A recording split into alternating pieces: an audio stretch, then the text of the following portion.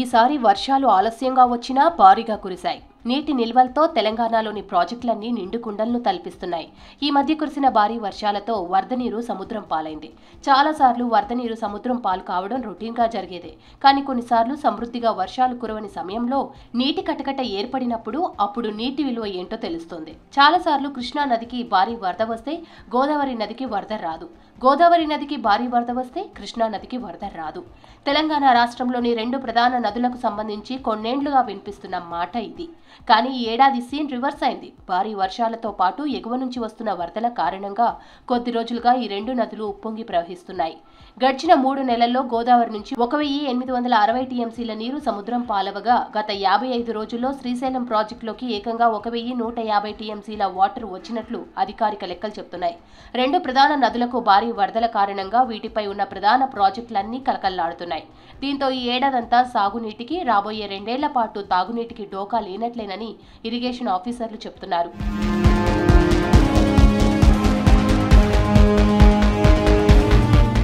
2009లో కృష్ణానదికి భారీ వరద వచ్చింది. ఆ ఏడాది అక్టోబర్లో కృష్ణా, తుంగభద్ర నదుల నుంచి శ్రీశైలం ప్రాజెక్టుకు 23 లక్షల క్యూసెక్కుల ఇన్ఫ్లో వచ్చింది.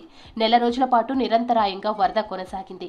ఆ నెలలో మొత్తం ప్రాజెక్టుకు 2800 టీఎంసీల మేర నీరు రావడంతో గేట్లు ఎత్తి ఉంచి వచ్చిన నీటిని వచ్చినట్లు కిందికి వదిలారు. ఆ తర్వాత గడిచిన 15 ఏళ్లలో ఆ స్థాయి వరద రాలేదు. ఈ ఏడాది మాత్రం 55 రోజుల్లోనే దాదాపు 1150 టీఎంసీల నీరు వచ్చి చేరింది. జూలై 19 నుంచి శ్రీశైలం ప్రాజెక్టుకు వరద ప్రారంభం కాగా 33 టీఎంసీల నీటి నిల్వతో డెడ్ స్టోరేజ్ లో ఉన్న ప్రాజెక్టు అదే నెల 29 నాటికి ఫుల్ కెపాసిటీకి చేరుకుంది. ప్రాజెక్టు ఫుల్ కెపాసిటీ 215.80 టీఎంసీలకు గాను దాదాపు 212 టీఎంసీలకు చేరుకోవడంతో అదే రోజు సాయంత్రం నుంచి దిగువకు నీటి విడుదల ప్రారంభించారు. జూలై 31 నుంచి ప్రాజెక్టు 12 గేట్లకు గాను 10 గేట్లను 6 రోజుల పాటు తెరిచే ఉంచారు. గత నెల 14న ఎగువ ప్రాంతాల నుంచి వరద తగ్గుముఖం పట్టడంతో గేట్లను బంద్ చేశారు. కానీ మహారాష్ట్రలో భారీ వర్షాల కారణంగా అదే నెల చివరి వారం నుంచి ఇప్పటి వరకు వరద కొనసాగుతూనే ఉంది. కృష్ణా, తుంగభద్ర నదుల ద్వారా సెప్టెంబర్ 10 నాటికి ప్రాజెక్టుకు 1150 టీఎంసీల నీరు చేరింది. అందులో 107 టీఎంసీలను సాగునీటి ప్రాజెక్టులకు విడుదల చేశారు. మిగతా జలాలను విద్యుత్ ఉత్పత్తి, స్పిల్వే ద్వారా దిగువకు విడుదల చేశారు.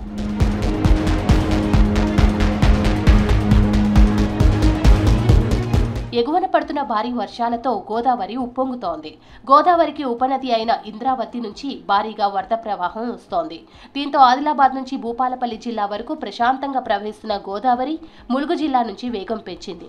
సెప్టెంబర్ 10న మేడిగడ్డ బ్యారేజ్ వద్ద 4.51 లక్షల క్యూసెక్ల ఇన్ఫ్లో ఉంటే సమ్మక్క సాగర్ బ్యారేజ్ వద్ద 10.21 లక్షల క్యూసెక్లకు పెరిగింది.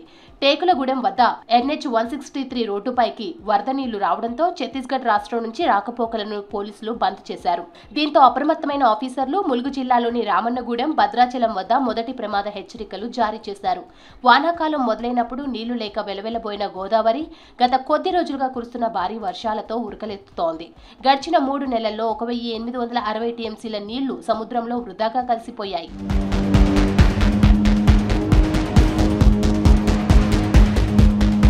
ఇప్పటికీ కృష్ణా, తుంగభద్ర, గోదావరి నదులు పొంగిపొర్లుతున్నాయి. ఇప్పటికే సముద్రంలోకి 100 టీఎంసీల నీరు చేరింది. ఈ మధ్య కేరళలో వరదలతో కొండ చర్యలు విరిగిపడి 100 మంది చనిపోయారు. దేశంలో గత 10 సంవత్సరాల్లో 10 పెద్ద వరదలు వచ్చి వేల మంది ప్రజలు, లక్షల కోట్ల ఆస్తి నష్టం జరిగినట్లు కేంద్ర ప్రభుత్వ లెక్కలు చెబుతున్నాయి. అద్భుతమైన పురోగతి సాధించిన శాస్త్ర సాంకేతిక పరిజ్ఞానంతో ఈ వరదలను ఎదుర్కోలేమా? వీటిని అరికట్టి మానవాభివృద్ధికి మళ్లించలేమా?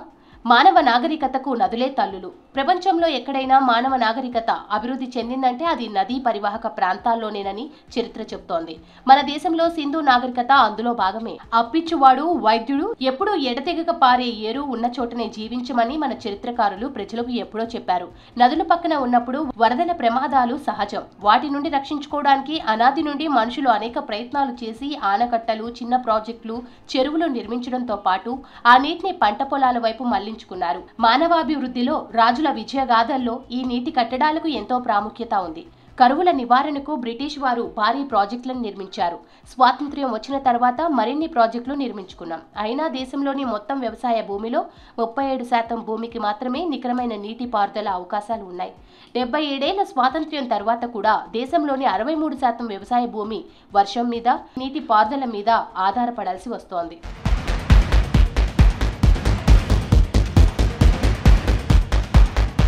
దేశంలో ప్రస్తుతం మొత్తం నీటి వనరులు 1929 బిలియన్ క్యూబిక్ మీటర్లు. ఇందులో 1100 క్యూబిక్ మీటర్లు మాత్రమే మనం వినియోగించుకుంటున్నాం. ఇందులో 433 బిలియన్ క్యూబిక్ మీటర్లు భూగర్భ జలాలు కాగా 690 బిలియన్ క్యూబిక్ మీటర్లు ఉపరితల ప్రవాహాలు. ప్రస్తుత నీటి వాడకం ఇలాగే కొనసాగితే 2030 తర్వాత తీవ్ర నీటి ఎద్దడిని ఎదుర్కోవాల్సి వస్తుందని నీటి రంగ నిపుణులు చెబుతున్నారు. ఇలాంటి విపత్కర పరిస్థితుల్లో వరదల ద్వారా అందుబాటులోకి వస్తున్న నీటి వాడకానికి ఎంతో ప్రాధాన్యత ఉంది. సెంట్రల్ వాటర్ కమిషన్ నివేదిక ప్రకారం 2022 నాటికి దేశంలో 5334 పెద్ద డ్యాంలు ఉన్నాయి. వీటిలో 80% డ్యాంలు 25 ఏళ్ల నాటివి కాగా 227 డ్యాంలు 100 ఏళ్ల క్రితానివి. వీటిలో 41 డ్యాంలు వరదల తాకిడిని తట్టుకునే స్థితిని కోల్పోయాయి. 1980 నుండి 2017 మధ్య దేశంలో వచ్చిన 253 వరదల వల్ల సుమారు 1,26,286 మంది ప్రాణాలు కోల్పోవడంతో పాటు 1,93,00,000 మంది ఆస్తులు నష్టపోయారు.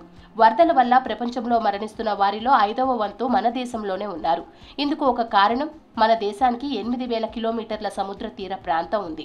దేశం మొత్తం భూ విస్తీర్ణంలో 12% భూమి అంటే 45.64 మిలియన్ హెక్టార్ల భూమి వరదల తాకిడికి గురవుతుందని అంచనా. వరదలను సకాలంలో నివారించగలిగితే ఇందులో దాదాపు 80% భూమిని వరదల నుండి కాపాడుకోవచ్చని వరదలపై 1980లో కేంద్ర ప్రభుత్వం ఏర్పాటు చేసిన జాతీయ కమిషన్ ప్రభుత్వానికి నివేదించింది. గత 20 సంవత్సరాలలో 2004లో సునామీ, 2005లో మహారాష్ట్ర, 2008లో బీహార్, 2013లో ఉత్తరాఖండ్, 2014లో కశ్మీర్, 2015లో చెన్నై, 2018, 2019, 2024లో కేరళ, 2019లో పాట్నా వరదలు ప్రజా జీవితాన్ని తీవ్రంగా ప్రభావితం చేశాయి. ఈ వరదలకు గురైన లక్షల కుటుంబాలు తమ జీవిత కాలంలో కోలుకోలేని విధంగా నష్టపోయారు.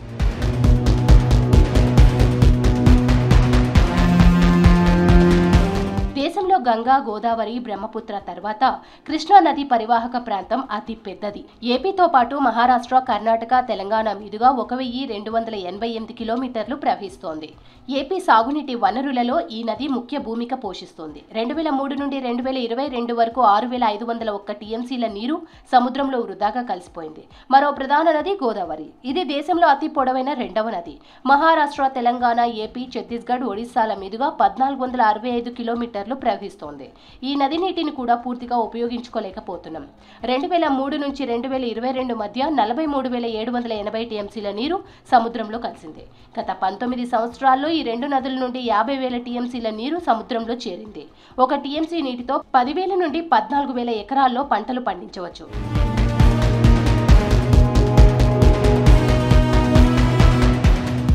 గత కొన్ని దశాబ్దాలుగా కొత్త ప్రాజెక్టులను నిర్మించడం కాదు, ప్రస్తుతం ఉన్న ప్రాజెక్టులనే ప్రభుత్వాలు సక్రమంగా నిర్వహించడం లేదనే ఆరోపణలు, విమర్శలు ఉన్నాయి. వరదలు వచ్చినప్పుడు గేట్లు, డ్యాం భద్రత గురించి హడావిడే తప్ప వాటి నిర్వహణకు అవసరమైన నిధులు ఇవ్వడం లేదంటున్నారు ఎక్స్పర్ట్స్. ప్రకృతి విపత్తులుగా ఉన్న వరదలను సరైన చర్యలు చేపట్టడం ద్వారా ఎదుర్కోవడమే కాకుండా అభివృద్ధికి ఉపయోగించుకోవచ్చని అనేక దేశాలు రుజువు చేస్తున్నాయి. ఎగువ ప్రాంతం నుండి వచ్చే అధిక నీటి ప్రవాహాలను తట్టుకోవడానికి నదుల ఒడ్డును తగినంత సామర్థ్యంతో ఎప్పటికప్పుడు పరిరక్షించడం, ఆక్రమణలకు గురి కాకుండా పటిష్టంగా కాపాడుకోవడం, నదీ ప్రవాహాలకు ఏర్పడుతున్న కోతలను సకాలంలో నివారించడం, ప్రాజెక్టుల్లో పెరుగుతున్న పూడికలను తొలగించడం లేదా సమాంతరంగా మరో ప్రాజెక్టు నిర్మించడం ద్వారా వరదలను అనేక దేశాలు సమర్థవంతంగా ఎదుర్కొంటున్నాయి. మన దేశంలో వరదల వల్ల పంట పొలాలే కాదు, పట్టణాలు, నగరాలు తీవ్రంగా ప్రభావితం అవుతున్నాయి. శాస్త్రీయ పరిజ్ఞానాన్ని, సాంకేతికాభివృద్ధిని సక్రమంగా ఉపయోగించడం ద్వారానే ప్రకృతి విపత్తులను ఎదుర్కోగలం. వృధాగా సముద్రంలోకి పోతున్న నీటిని సాగు భూముల వైపు మళ్లించగలం. ఆ దిశగా కృషి చేయాలని పాలకుల మీద ప్రజా ఒత్తిడి తీసుకురావాలి.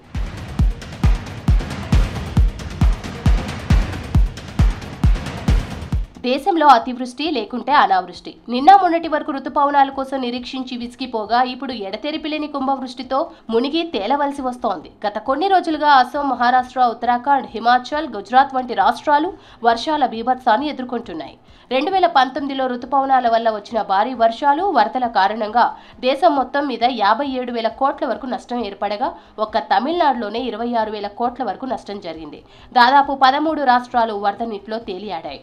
ఇంత జరిగినా వరద నీటిని మళ్లించి పదిలపరుచుకునే విధానాలు మన దేశంలో లేకపోవడం పెద్ద లోపం. కుంభవృష్టితో రిజర్వాయర్లలో నీరు ప్రమాద స్థాయి దాటిపోతుండటంతో గేట్లు బార్లా తెరిచి వరద నీటిని బయటకు పంపవలసి వస్తోంది. ఆ నీరంతా వృధాగా సముద్రం పాలవుతుందే తప్ప నిల్వ చేసుకోలేకపోతున్నాం.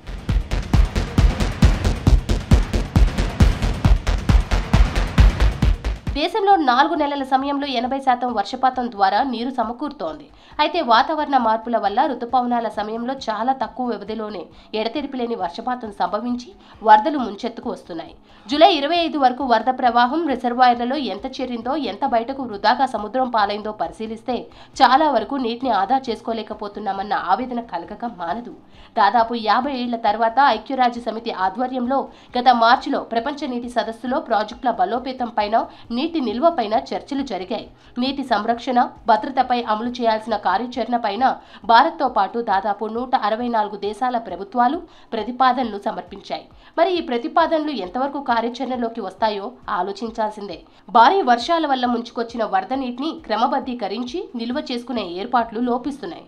ఈ పరిస్థితుల్లో నీటిని పదిలపరచు, సద్వినియోగించు అనే లక్ష్యాన్ని నెరవేర్చడానికి ప్రయత్నించక తప్పదు.